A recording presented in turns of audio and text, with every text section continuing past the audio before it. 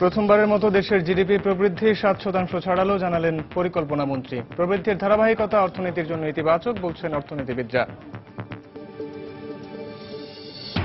আওয়ামী লীগের কমিটির আরও 22 জনের নাম ঘোষণা। সম্পাদক মণ্ডলীতে নতুন মুখ 8 জন। ব্যক্তির কারণে দল ক্ষতিগ্রস্ত হলে ব্যবস্থা নেয়ার হুঁশিয়ারি নবনির্বাচিত সাধারণ সম্পাদকের। খাদ্যবান্ধব কর্মসূচিতে অনিয়ম হলে কঠোর ব্যবস্থা, কাউকে ছাড় দেয়া হবে না। রাজশাহীতে কর্মকর্তাদের প্রতি হুঁশিয়ারি খাদ্যমন্ত্রীর।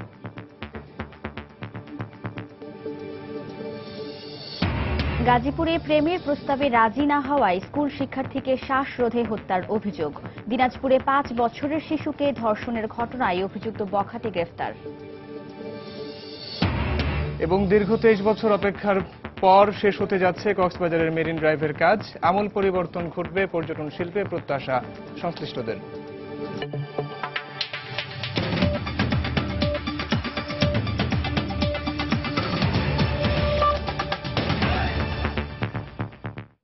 বাংলার সময়ের সঙ্গে আছি আমি ওয়াহিদা স্বপ্না এবং আমি সাইফুল রুদ্র। গেল অর্থবছরে প্রথমবারের মতো দেশের জিডিপি প্রবৃদ্ধি 7.11% উন্নীত হয়েছে। সকালে একনেকের 10ম সভায় ব্রিফিংয়ে একথা জানান পরিকল্পনামন্ত্রী আ.হ.ম মুস্তফা কামাল। এ প্রবৃদ্ধিকে দেশের অর্থনীতির জন্য ইতিবাচক হিসেবে দেখছেন অর্থনীতিবিদরা। এদিকে প্রধানমন্ত্রী শেখ হাসিনার সভাপতিত্বে আজকের একনেক সভায় 9,443 কোটি 64 লাখ টাকার 10টি উন্নয়ন প্রকল্পের অনুমোদন দেওয়া হয়েছে। গেল 6টি অর্থ বছর ধরে মোট দেশজ উৎপাদন বা জিডিপি প্রবৃদ্ধির হার 6-এর ঘরে ঘোরাফেরা করলেও 2015-16 অর্থ বছরে সে বৃত্ত থেকে বেরিয়ে এসেছে বাংলাদেশ। গেল অর্থ বছরের প্রথম 9 মাসের হিসেবে 7.05% প্রবৃদ্ধি অর্জিত হয়েছে, যা অর্থ বছর শেষে এসে দাঁড়িয়েছে 7.11%। একনেক সভায় অনুমোদন পাওয়া 10টি প্রকল্পের বাইরেও প্রবৃদ্ধির বিষয়টি আলোচনা হয়। পরে সভার বিস্তারিত তুলে ধরে পরিকল্পনা মন্ত্রী জানান, অর্থ বছর শেষে মাথাপিছু আয় $1 কমে দাঁড়িয়েছে 1,465 মার্কিন ডলারে। আমাদের যে প্রাক্কলিত জিডিপির পরিমাণ ছিল 7.05 ভাগ, সেটি আমরা বছর শেষে এখন আমরা 7.11 ভাগে আমরা উন্নীত হয়েছে। প্রথমবারের মতো আমরা এইটি আমাদের অর্জন। আমার রেকর্ড হবে 8.5-এ যাওয়ার পর। এখন আমাদের প্রবৃদ্ধি বেড়েছে, কিন্তু আমাদের মাথাপিছু আয় $1 কমেছে। এ সময় সম্পূর্ণ দারিদ্র্য বিমোচন না হওয়া পর্যন্ত সরকারের একটি বাড়ি একটি খামার প্রকল্প এবং পল্লী সঞ্চয় ব্যাংকের কার্যক্রম চলবে বলেও জানান মন্ত্রী। যে পর্যন্ত দারিদ্রতা শেষ না করতে পারবো সে পর্যন্ত একটি বাড়ি একটি খামার প্রকল্প চলমান থাকবে। আর পল্লী সঞ্চয় ব্যাংকের কাজ হবে প্রত্যেকটা প্রকল্পের জন্য আলাদাভাবে খাতাপত্র মেনটেন করা, আলাদাভাবে এগুলো দেখাশোনা করা। এদিকে প্রবৃদ্ধির এ অর্জন ধরে রাখতে সব শ্রেণীর জনগোষ্ঠীকে অর্থনীতির মূল ধারায় সম্পৃক্ত করার পাশাপাশি বড় প্রকল্পগুলো সঠিক সময়ে শেষ করার পরামর্শ অর্থনীতিবিদদের। এখন গ্রোথ যথেষ্ট ভালো, কিন্তু এই গ্রোথকে ইভেন ডাবল ডিজিটে নিয়ে যাওয়া সম্ভব। মেগা প্রজেক্টগুলো হাতে নেওয়া হয়েছে, সেগুলো যখন বাস্তবায়িত হবে এবং অন্যান্য উন্নয়ন কর্মকাণ্ড যেগুলো নেওয়া হচ্ছে এবং প্ল্যান করা হচ্ছে, সেগুলো বাস্তবায়িত হলে নিঃসন্দেহে আমাদের গ্রোথ আরো ত্বরান্বিত হবে। প্রধানমন্ত্রী শেখ হাসিনার সভাপতিত্বে একনেক সভায় 9,443 কোটি 64 লাখ টাকার 10টি উন্নয়ন প্রকল্পের অনুমোদন দেওয়া হয়। জুবাইর ফয়সাল, সময় সংবাদ, ঢাকা। এদিকে অর্থমন্ত্রী আবুল মাল আব্দুল মুহিত আশা প্রকাশ করেছেন, চলতি অর্থ বছরে জিডিপি প্রবৃদ্ধি 7.3% হবে। অর্থ বছরের প্রথম 3 মাসে বাজেট ও বার্ষিক উন্নয়ন কর্মসূচি বাস্তবায়নের হার ভালো হওয়ায় এই প্রবৃদ্ধি অর্জন সম্ভব হবে বলে প্রত্যাশা অর্থমন্ত্রীর। সচিবালয়ে যুক্তরাজ্য ও ইউরোপ প্রবাসী বাংলাদেশিদের সঙ্গে এক মত বিনিময় সভায় অর্থমন্ত্রী একথা বলেন। গত বছরের হিসাব ফাইনাল হয়েছে। We achieved a growth rate of 7.11 2016-17। প্রায় 3 মাস আমাদের তো চলে গেল। Annual development programme, budget implementation, এটা সব ক্ষেত্রেই খুবই ভালো। আমরা মোটামুটি নিশ্চিত যে আগামী বছরে প্রজেকশন যে 7.3% দ্যাট উড বি রিয়েলাইজড। কাউন্সিলের একদিন পর আওয়ামী লীগের কেন্দ্রীয় কার্যনির্বাহী সংসদের আরও 22 জনের নাম ঘোষণা করা হয়েছে। এর মধ্যে সাংগঠনিক সম্পাদক 8 জন এবং সম্পাদক মণ্ডলীর সদস্য 14 জন। এ নিয়ে 81 সদস্যের পূর্ণাঙ্গ কমিটির মধ্যে নাম ঘোষিত হল 43 জনের। দুপুরে দলীয় সভাপতির কার্যালয়ে নবনির্বাচিত সাধারণ সম্পাদক ওবায়দুল কাদের নতুন নাম ঘোষণা করেন। কাউন্সিলের শেষ দিনে শেখ হাসিনা সভাপতি ও ওবায়দুল কাদের সাধারণ সম্পাদক নির্বাচিত হন। এরপর ঘোষণা করা হয় আরও ১৯ জনের নাম। এর মধ্যে ১৪ জন সভাপতিমণ্ডলীর সদস্য, একজন কোষাধ্যক্ষ ও ৪ জন যুগ্ম সাধারণ সম্পাদক। সভাপতিমণ্ডলী মঙ্গলবার দুপুরে সভাপতির দলীয় কার্যালয়ে নবনির্বাচিত সাধারণ সম্পাদক ঘোষণা করেন আরও ২২ জনের নাম। এ নিয়ে ৮১ সদস্যের পূর্ণাঙ্গ কমিটির মধ্যে ঘোষণা হলো ৪৩ জনের নাম। এর মধ্যে সাংগঠনিক সম্পাদক ৮ জন। কমিটিতে সাংগঠনিক সম্পাদক হিসেবে নতুন মুখ এনামুল হক শামীম ও ব্যারিস্টার মহিবুল হাসান চৌধুরী। সাংগঠনিক সম্পাদক Ahmed Hossain, Mohammad Misbahuddin Siraj, BM Mozammel Haque MP, AKM Bahauddin Nasim MP, Enamul Haque Shamim, Abu Sayeed Al Swapan MP, Khalid Mahmud Chowdhury MP, barrister Mohibul Hasan Chowdhury. এছাড়া সম্পাদক মণ্ডলীর ১৪ জনের নাম ঘোষণা করা হয়। অর্থ পরিকল্পনা বিষয়ক সম্পাদক টিপু মুন্সি এমপি, আইন বিষয়ক সম্পাদক আব্দুল মতিন খসরু এমপি, তথ্য গবেষণা বিষয়ক সম্পাদক অ্যাডভোকেট আফজাল হোসেন, ত্রাণ ও সমাজ কল্যাণ বিষয়ক সম্পাদক সুজিত রায় নন্দী, দপ্তর বিভাগ সম্পাদক আব্দুস সোবান গোলাপ, ধর্ম বিষয়ক সম্পাদক অ্যাডভোকেট শেখ মোহাম্মদ আবদুল্লাহ, প্রচার প্রকাশনা বিষয়ক সম্পাদক ডক্টর হাসান মাহমুদ এমপি। এ সময় ওবায়দুল কাদের জানান, ব্যক্তির কারণে দল ক্ষতিগ্রস্ত হলে আগামী নির্বাচনে তাদের মনোনয়ন নিয়ে বিবেচনা করা হবে। যাদের অপকর্মের জন্য পার্টির ভাবমূর্তি ক্ষুণ্ণ হবে, সরকারের ভাবমূর্তি ক্ষুণ্ণ হবে, আগামী নির্বাচনে তাদের মনোনয়ন নিয়ে প্রশ্ন হবে। শুক্রবার সন্ধ্যায় গণভবনে নবনির্বাচিত সভাপতি মণ্ডলীর সভা অনুষ্ঠিত হবে। 17 জন। রোজিনা রোজি, সময় সংবাদ, ঢাকা। এদিকে আওয়ামী লীগের নবগঠিত কমিটির সদস্যদেরকে সঙ্গে নিয়ে বঙ্গবন্ধুর প্রতিকৃতিতে ফুল দিয়ে শ্রদ্ধা জানিয়েছেন দলের সভাপতি ও প্রধানমন্ত্রী শেখ হাসিনা। বিকেলে ধানমন্ডি ৩২-এ বঙ্গবন্ধুর প্রতিকৃতিতে তারা শ্রদ্ধা জানান। শ্রদ্ধা জানানোর পর সেখানে কিছুক্ষণ নীরবে দাঁড়িয়ে থাকেন তারা। এ সময় উপস্থিত ছিলেন দলের সাধারণ সম্পাদক ওবায়দুল কাদের। এছাড়াও আওয়ামী লীগের নতুন কমিটির অন্য সদস্যরাও তখন উপস্থিত ছিলেন।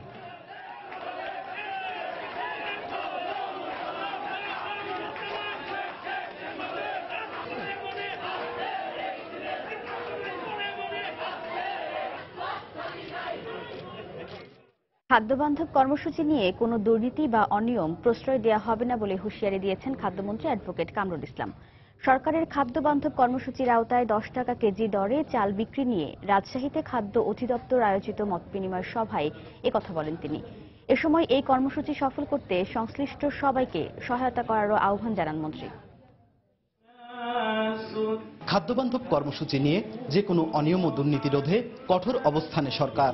এ লক্ষ্যে মঙ্গলবার রাজশাহীতে সংশ্লিষ্ট কর্মকর্তাদের সঙ্গে মতবিনিময় করেন খাদ্যমন্ত্রী অ্যাডভোকেট কামরুল ইসলাম। এ সময় তিনি বলেন, এ কর্মসূচি নিয়ে কেউ দুর্নীতি করার চেষ্টা করলে সে যে দলেরই হোক ছাড় দেয়া হবে না।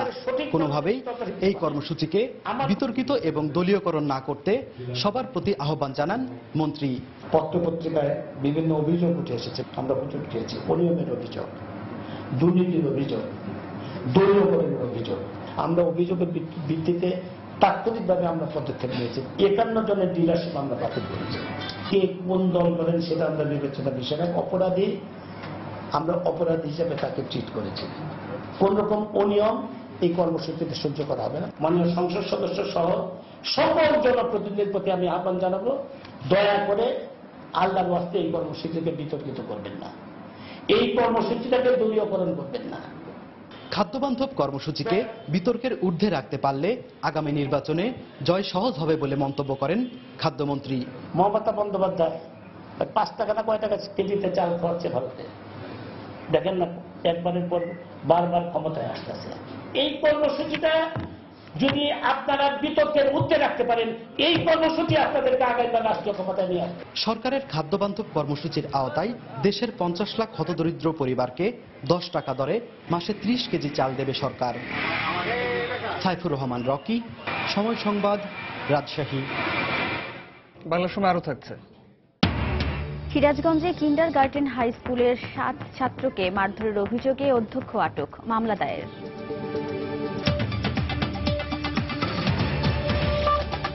গাজীপুরে প্রেমের প্রস্তাবে রাজি না হওয়ায় অষ্টম শ্রেণীর এক স্কুল ছাত্রীকে হত্যার অভিযোগ উঠেছে। সকালে কালিয়াকৈর উপজেলার কুতুবদিয়া এলাকায় নিজ বাসা থেকে মেয়েটির লাশ উদ্ধার করা হয়।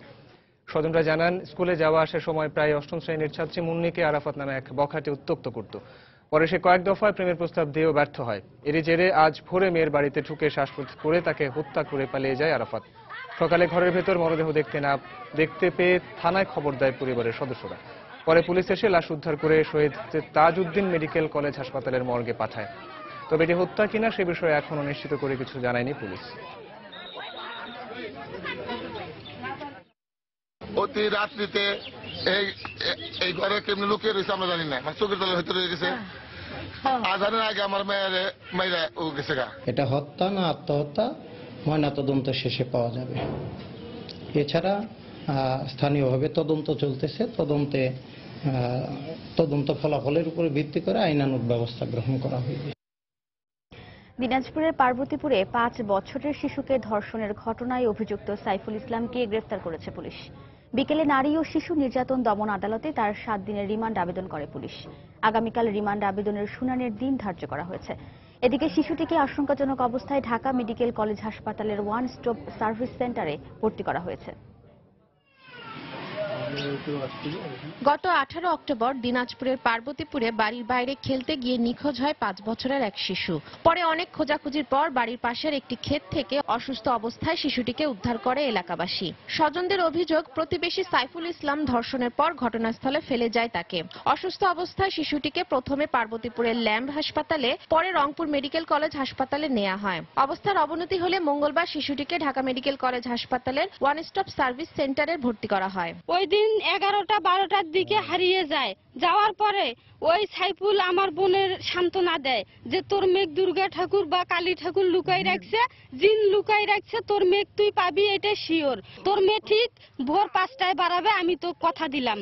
ঠিকই আমার বোনের মেয়ে ভোর 5টায় হলুদ খেতে পাওয়া যায়। আমরা গেট খুলে আসিয়ে হলুদ খেতে খুঁজে পর বাচ্চাটাকে পাই। বাচ্চাটার তো আর জ্ঞান ছিল না। এদিকে সোমবার সন্ধ্যায় একটি বাসা থেকে অভিযুক্ত সাইফুল ইসলামকে গ্রেফতার করে পুলিশ। ভিকটিম এই মুহূর্তে ঢাকা মেডিকেল কলেজ হাসপাতালে আছে। ভিকটিমের অবস্থা এখনো খারাপ। ওই সাইফুলকে প্রধান আসামি করে তার সাথে আরো একজন জড়িত করেছে অবশ্য। এই দুজনের বিরুদ্ধে বাদী থানায় মামলা করে সে বর্তমানে আমাদের হেফাজতে আছে, তাকে জিজ্ঞাসাবাদ চলছে। নির্মম এই ঘটনার প্রতিবাদে বিক্ষোভ করেছে এলাকাবাসী। অবিলম্বে দোষী ব্যক্তির শাস্তির দাবি জানিয়েছেন তারা। ওই নরবশে তিলে ওকে যারা ফাঁসি রাঁধে মারি ফেলায়। আমরা দৃষ্টান্তমূলক ফাঁসি চাই, অন্য কোনো মায়ের কোল যেন আর এই ধরনের জন্য হাহাকারের জন্য পরিণত না হয়। যে ব্যক্তি ধর্ষণ করছে তাদের আমরা চূড়ান্ত শাস্তি চাই, ফাঁসি চাই। গত 20 অক্টোবর রাতে নির্যাতিতার বাবা বাদী হয়ে প্রতিবেশী সাইফুল ইসলাম ও আফজাল কবিরাজকে আসামি করে একটি ধর্ষণ মামলা করেন। সময় সংবাদ, দিনাজপুর।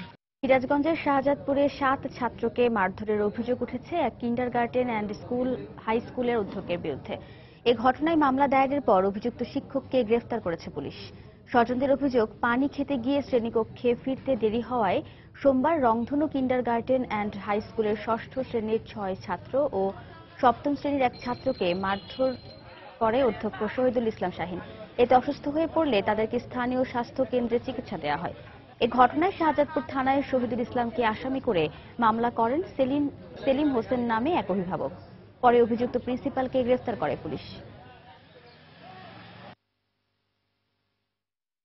রুমের ভিতরে যায় ওদের কলার চাইপে ধরে সেরকম বক্সিং দিচ্ছে চোখে মুখে, তখন ওরা নাকি পায়ে ধরছে যে স্যার আমাদের আর মারিয়েন না, আমরা আর এরকম ভুল করবো না, আর কখনো আসবো না পানি খেতে চান। প্রিন্সিপাল এরকম অত্যাচার করে, এই বিচারটা প্রশাসনের কাছে আমরা চাই। সত্যতার প্রেক্ষিতে তাকে শহীদুল ইসলাম শাহীনকে আইনে হেফাজতে নেওয়া হয়।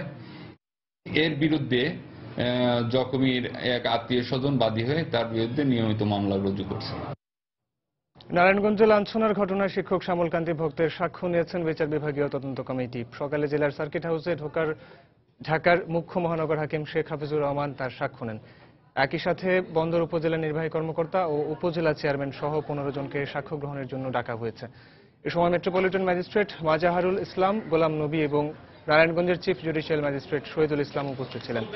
গত 13 মে ধর্ম অবমাননার অভিযোগ তুলে স্থানীয় সংসদ সদস্য সেলিম ওসমানের উপস্থিতিতে শিক্ষক শ্যামল কান্তিকে স্কুলে লাঞ্ছিত করা হয়।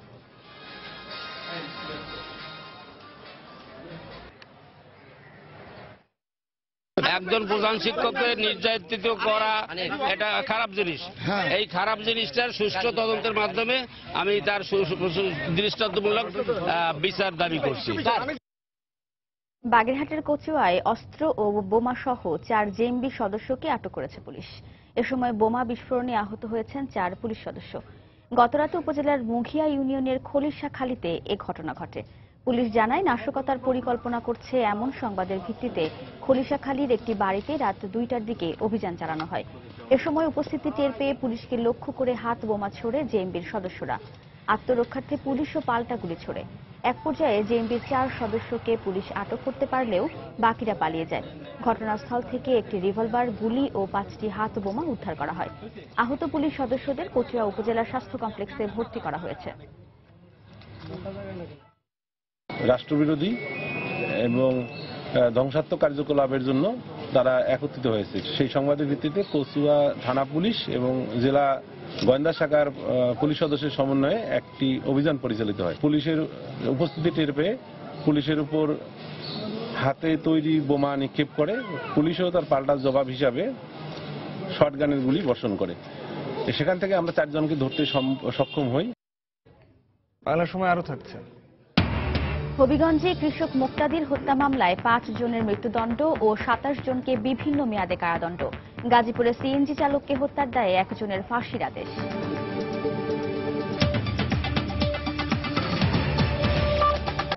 পূর্ব মধ্য বঙ্গোপসাগর এলাকায় সৃষ্ট কায়ান্ট ঘূর্ণিঝড়ের প্রভাবে চট্টগ্রাম, কক্সবাজার, মংলা ও পায়রা সমুদ্র বন্দরকে 2 নম্বর সতর্ক সংকেত দেখাতে বলা হয়েছে। আবহাওয়া অফিস কর্তৃপক্ষ জানায়, ঘূর্ণিঝড়টি বর্তমানে চট্টগ্রাম সমুদ্র বন্দর থেকে 595 কিলোমিটার দক্ষিণে ও কক্সবাজার উপকূল থেকে 510 কিলোমিটার দক্ষিণে অবস্থান করছে। পরবর্তী নির্দেশ না দেওয়া পর্যন্ত বঙ্গোপসাগরের সব ধরনের মাছ ধরা নৌকা ও ট্রলার সাবধানে চলাচলেরও পরামর্শ দেওয়া হয়েছে। 22 তারিখে দেখেছিলাম যে একটা নিম্নচাপ ছিল, তো সেটা ক্রমাগত ঘনীভূত হয়ে ঘূর্ণিঝড়ে রূপান্তরিত হয়েছে এবং সেটা এখনো পূর্ব মধ্য বঙ্গোপসাগর এলাকায় আছে। আর গত 24 ঘন্টা আমরা যেটা দেখেছি যে এটার যে গতিপথটা সেটা এখন যেদিকে অগ্রসর হচ্ছে সেটা হচ্ছে যে আপনার পশ্চিম উত্তর পশ্চিম দিকে এটা অগ্রসর হচ্ছে। চট্টগ্রাম, কক্সবাজার, মংলা এবং পায়রা সমুদ্র বন্দর সেগুলোকে আমরা 2 নম্বর দূরবর্তী হুঁশিয়ারি সংকেত দেখিয়ে যেতে বলেছি এবং মাছ ধরার নৌকা, ট্রলার যেগুলো আমাদের উত্তর বঙ্গোপসাগর এলাকায় অবস্থান করে সাধারণত চলাচল করে, তো সেইগুলোকে আমরা সাধারণত গভীর সাগরে না যাওয়ার জন্য বলেছি। দীর্ঘ 23 বছর অপেক্ষার পর অবশেষে শেষ হতে যাচ্ছে সৈকতের তীর ঘেঁষে গড়ে ওঠা কক্সবাজারের 84 কিলোমিটার দৈর্ঘ্যের মেরিন ড্রাইভের কাজ। পর্যটন শহরকে আরো আকর্ষণীয় এবং দৃষ্টিনন্দন করে তুলতে এই সড়ক তৈরির কাজ শুরু হয় 1992 সালে। পর্যটন সংশ্লিষ্টরা বলছেন, মেরিন ড্রাইভের ফলে আমূল পরিবর্তন ঘটবে এখানকার পর্যটন শিল্পে।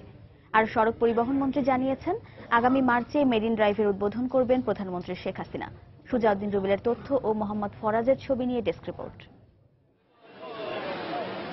বিশ্বের দীর্ঘতম সমুদ্র সৈকত কক্সবাজার, একদিকে পাহাড়, অন্যদিকে বিশাল সমুদ্র। প্রকৃতির এ সৌন্দর্য ভ্রমণ পিপাসুদের উপভোগের জন্য 1992 সালে শুরু হয় মেরিন ড্রাইভ প্রকল্পের কাজ। কিন্তু নানা জটিলতায় কাজ শেষ হতে পার হয়ে যায় বছরের পর বছর। শেষ পর্যন্ত সরকারি বরাদ্দ পাওয়ায় সেনাবাহিনীর ইঞ্জিনিয়ারিং কনস্ট্রাকশন ব্যাটালিয়ন 16 ইসিবির অধীনে এ সড়কের নির্মাণ কাজ এগিয়ে চলছে দ্রুত। পর্যটন সংশ্লিষ্টরা বলছেন, এ সড়কের নির্মাণ কাজ শেষ হলে আমূল পরিবর্তন ঘটবে কক্সবাজারের পর্যটন শিল্পের। মেরিন ড্রাইভ সড়কটা হচ্ছে একদিকে পাহাড় এবং একদিকে সমুদ্র, সেটা কিন্তু আসলে একটা বিশ্বে রোল মডেল হিসেবে দাঁড়াবে। ডান দিকে সমুদ্র, বাম দিকে পাহাড়, এই যে অসাধারণ যে দৃশ্য, এটা দেখার জন্য যথেষ্ট পরিমাণ বিদেশি পর্যটকও কক্সবাজার আসার আগ্রহ প্রকাশ করবে। অনেক পর্যটন শিল্প প্রতিষ্ঠান গড়ে উঠবে, ব্যাপক কর্মসংস্থান হবে, এখান থেকে গভর্নমেন্টের রেভিনিউ জেনারেট হবে। জেলা প্রশাসক জানালেন, দ্রুত গতিতে কক্সবাজার টেকনাফ মেরিন ড্রাইভ সড়কের নির্মাণ কাজ এগিয়ে চলছে। 40 কিলোমিটার মতো কমপ্লিট হয়ে গেছে। সেই কাজগুলো আমরা আশা করছি যে আগামী জুন জুলাইয়ের মধ্যে আমরা পুরোদমে এই কাজগুলো কমপ্লিট করতে পারবো। আর সড়ক পরিবহন ও সেতুমন্ত্রী জানালেন, আগামী মার্চে মেরিন ড্রাইভ সড়কের উদ্বোধন করবেন প্রধানমন্ত্রী শেখ হাসিনা। সেনাবাহিনী কাজটা শেষ প্রান্তে নিয়ে এসেছে। আগামী মার্চ মাসে এই মেরিন ড্রাইভের শুভ উদ্বোধন করবেন বাংলাদেশের মাননীয় প্রধানমন্ত্রী শেখ হাসিনা। কক্সবাজার শহর থেকে শুরু হওয়া এ সড়কটি সোজা টেকনাফে শেষ হবে। সড়কটির নির্মাণ ব্যয় ধরা হয়েছে প্রায় 100 কোটি টাকা। সময় সংবাদ, কক্সবাজার। হবিগঞ্জে কৃষক মুক্তাদির হত্যা মামলায় 5 জনের মৃত্যুদণ্ড ও 27 জনকে বিভিন্ন মেয়াদে কারাদণ্ডাদেশ দিয়েছেন আদালত। দুপুরে অতিরিক্ত জেলা ও দায়রা জজ আদালতের বিচারক মাফরোজা পারভিন এই রায় দেন। মামলার এজাহারে জানা গেছে 2000 সালের 20 ফেব্রুয়ারি নবীগঞ্জ উপজেলার বোয়ালজুর গ্রামের কৃষক মুক্তাদির মিয়ার সাথে একই গ্রামের আনিস মিয়ার তুচ্ছ ঘটনার জের ধরে কথা কাটাকাটি হয়। এক পর্যায়ে আনিস মিয়া ও তার স্বজনরা ধারালো অস্ত্র দিয়ে মুক্তাদিরকে আঘাত করলে ঘটনাস্থলেই তিনি মারা যান। এই ঘটনায় নিহতের বড় ভাই 40 জনের বিরুদ্ধে একটি হত্যা মামলা দায়ের করেন। তদন্ত শেষে পুলিশ 35 জনের বিরুদ্ধে আদালতে চার্জশিট দাখিল করে। 16 জন সাক্ষীর সাক্ষ্য গ্রহণ শেষে আজ 15 আসামির উপস্থিতিতে এই রায় দেন আদালত।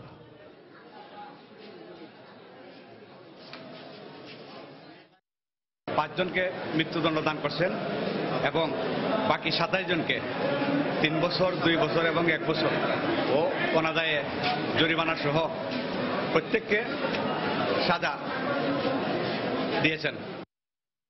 এদিকে গাজীপুরে অটোরিকশা চালককে হত্যার দায়ে একজনের ফাঁসির আদেশ দিয়েছেন আদালত। দুপুরে জেলা ও দায়রা জজ আদালতের বিচারক A.K. ইনামুল হক এ আদেশ দেন। মামলার বিবরণী থেকে জানা যায় 2013 সালের 14 জুন যাত্রী সেজে সিএনজি চালিত অটোরিকশা ভাড়া করে আসামিরা। কাপাসিয়ায় পৌঁছালে চালক পারভেজ ভুইয়াকে এলো পাতারি কুপিয়ে অটোরিকশা নিয়ে পালিয়ে যায় তারা। পরে পুলিশ ঘটনাস্থল থেকে পারভেজের লাশ উদ্ধার করে। এ ঘটনায় নিহতের চাচা কিরণ ভুইয়া বাদী হয়ে 7 জনকে আসামি করে কাপাসিয়া থানায় একটি হত্যা মামলা দায়ের করেন। 2015 সালের 26 নভেম্বর এই মামলায় আদালতে চার্জশিট দাখিল করে পুলিশ। 12 জনের সাক্ষ্য গ্রহণ শেষে আজ এ রায় দেন আদালত। এই মামলার অপর 6 আসামিকে বেকসুর খালাস দেওয়া হয়েছে।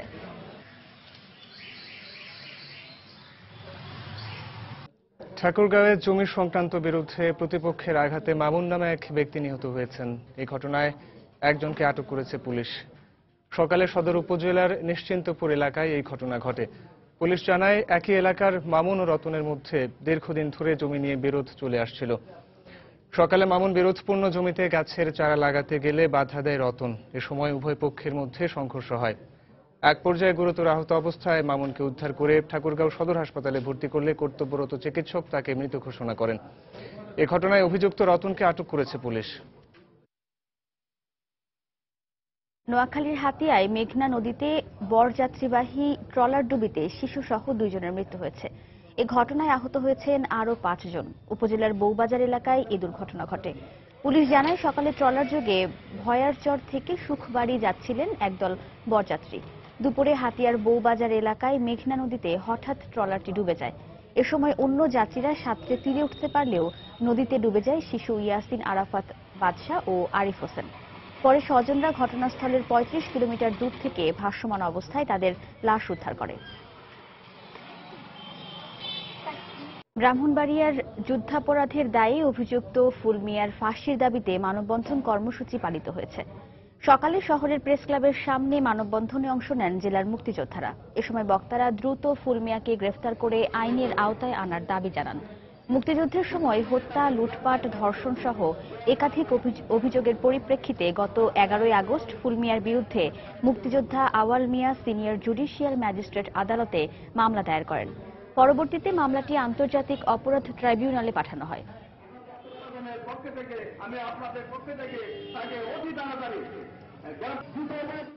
রাঙামাটিতে পাহাড়ি ছাত্র পরিষদের হামলায় পণ্ড হয়ে গেছে 4 নারী সংগঠনের অবস্থান কর্মসূচি। কল্পনা চাকমা অপহরণ মামলার পুনর্তদন্তের দাবিতে তারা এই অবস্থান কর্মসূচির ডাক দেন। সকালে জেলা প্রশাসক কার্যালয়ের সামনে অবস্থান নেন পার্বত্য চট্টগ্রাম নারী সংঘ ও হিল উইমেন্স ফেডারেশন সহ 4টি নারী সংগঠনের নেতাকর্মীরা। কিছুক্ষণ পরে পাহাড়ি ছাত্র ও যুব পরিষদের নেতাকর্মীরাও সেখানে জড়ো হন। এ সময় তারা ব্যানার ও প্ল্যাকার্ড কেড়ে নেন বলে অভিযোগ করেন অবস্থান কর্মসূচিতে অংশগ্রহণকারীরা। তারা জানান এক পর্যায়ে ছাত্র ও যুব পরিষদের নেতাদের ধাওয়ায় তাদের কর্মসূচি পণ্ড হয়ে যায়। খবর পেয়ে ঘটনাস্থলে পৌঁছে পরিস্থিতি নিয়ন্ত্রণে আনে পুলিশ।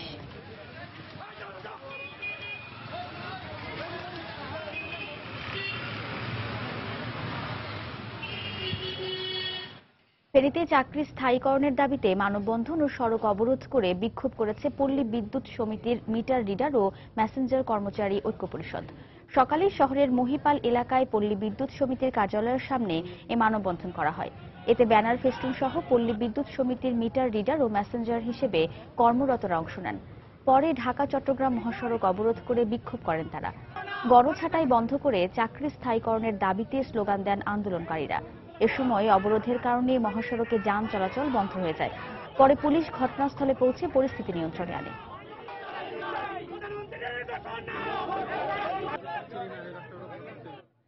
রাজশাহী বিশ্ববিদ্যালয়ে দ্বিতীয় দিনের মতো অনুষ্ঠিত হয়েছে 2016-17 শিক্ষাবর্ষের ভর্তি পরীক্ষা। দ্বিতীয় দিন অনুষ্ঠিত হয়েছে সি ও এইচ ইউনিটের পরীক্ষা। দুটি ইউনিটের 4টি পরীক্ষায় 61,859 জন পরীক্ষার্থী অংশ নেন। প্রশ্ন ভালো হওয়ায় আশানুরূপ ফলের প্রত্যাশা করছেন পরীক্ষার্থীরা। এবছর রাজশাহী বিশ্ববিদ্যালয়ের 56টি বিভাগ ও 2টি ইনস্টিটিউটে 4,713টি আসনের বিপরীতে আবেদন পড়েছে 1,78,949টি।